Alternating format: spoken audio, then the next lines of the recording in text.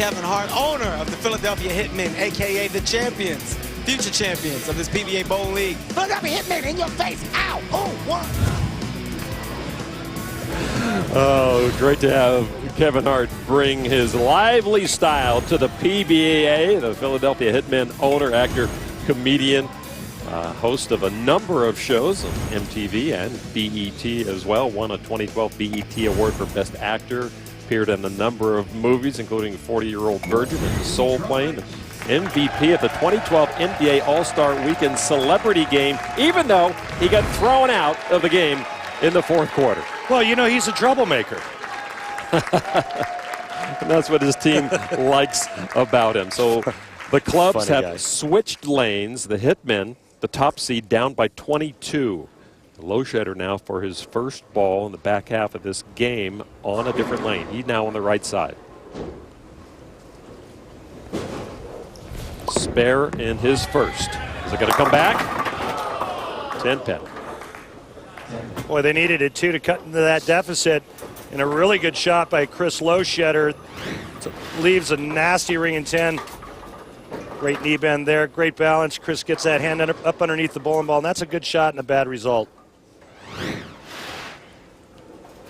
Loshedder went 9 spare in his first. Trying to do the same here in the 6th frame. Keep his Hitmen within reaching distance of the Kingpins, who have been on fire.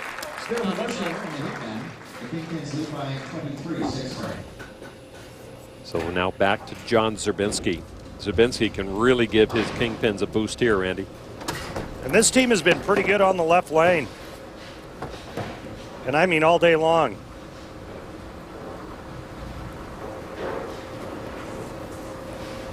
Zerbinski from New York, bowled at Wichita State, 19th at the USBC Masters last season.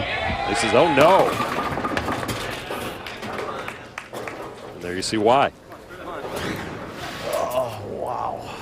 Bad shot, good result, 6-10 only, no split, no problem. Make the spare, maintain a 21-pin lead. He left the big 4 in the first, but his team picked him up with 4 straight strikes after that. And that's what Pete Weber says a team can do. They wanted a mark from Zerbinski after his open frame, and they got it. You got me. There you said, you got me, you got me. You'll pick me up. That's what it's all about. Dick Allen now for Philadelphia.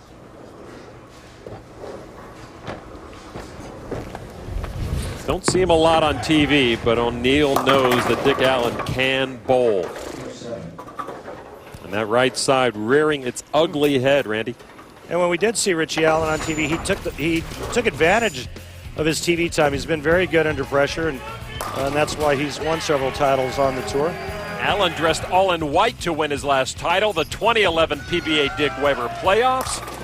And who presented the trophy there? None other than Carmen Salvino, the namesake for today's event. Allen trying to clean it up. I'm not sure spares are going to be enough for this team.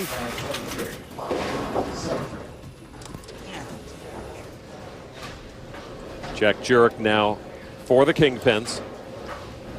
Jurek was the first one to pick up John Zerbinski when Zerbinski left the big 4 in their first. Jurek came back with a strike, followed by a strike from Jones, Weber, and Norton. Jurek trying to do it again here. Boy, he got lucky not to leave that split. That 7-pin finally fell. Well, I'm really surprised at this. I thought they would really take advantage of that open frame and then 4-bagger once they switched lanes and went over to the left lane. Both players going high. Both players in John Zerbinski and Jack Jurek leaving the 6-10 in the 6th and 7th frame.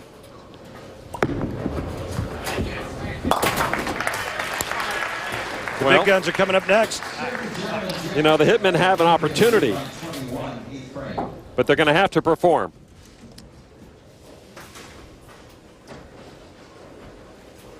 And there you see so far, Kingpins up by 21. Those 4 strikes in a row early on were key for the Kingpins. And now, Mike Devaney.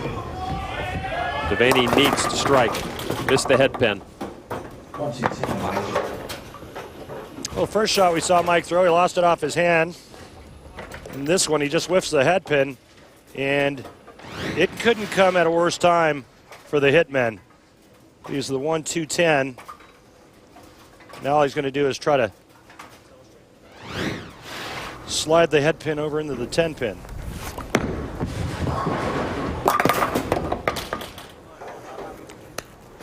Open frame for Devaney. That is not a happy bunch, down by 35. Tommy Jones ready to shut the door.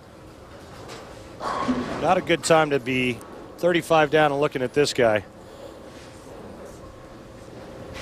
This guy's a killer. When he gets his opponents down, he takes advantage of it. But his first ball on the right lane. No problem for TJ. Shreds the rack. Behind him's Pete Weber and then Scott Norton.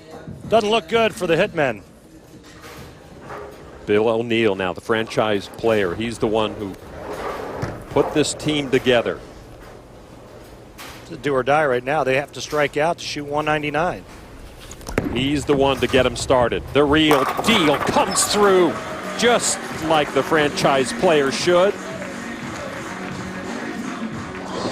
Let's take a little look at a comparison between two of the greatest players in this game. Tommy Jones here on the left, Pete Weber on the right. And I want you to stop and look at this position right here at the top of the backswing and tell me if that looks familiar. Notice the left arm straight out in front. Makes me want to go practice trying to get my backswing higher. PDW trying to bring it big for his club, and he does. All right, boys. Way to go. Way to go. Beautiful. All right. Game over, my friend. Yes. And it wasn't Brooklyn either. When you need a big ball, you want the ball in that man's hands. Well, Tommy Jones set it up nicely with a great shot ripping the rack in the 8th, and whoever steps up right behind him strikes in the 9th frame. Scott Norton just needs to keep it on the lane. Mika Koivuniemi. What you expect from Mika.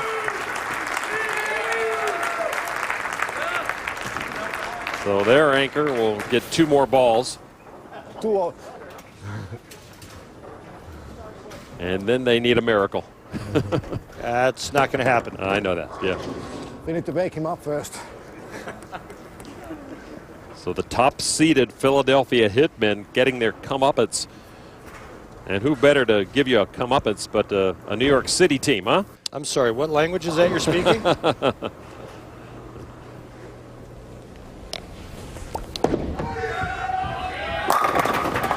Double for Mika so far. Well, if it was just O'Neill and Mika, this team would be in pretty good shape. 2 costly open frames, one by Dick Allen in the 2nd, and then the big one was the 8th frame by Devaney. Philadelphia Hitmen certainly have to be disappointed with how they showed here. Mika goes strike 9 for a 198 for the Hitmen. So with Scott Norton only needing 5 in the 10th, here are the updated PBA League standings after 2 rounds. The New York City WTT Kingpins take the top spot from the Brooklyn Styles, who move back to 2nd. Then the Motown Muscle with the LAX and Dallas Strikers tied for 4th. Remember, the top 4 teams after 5 rounds head to Indy in April to compete for the league championship and the Elias Cup.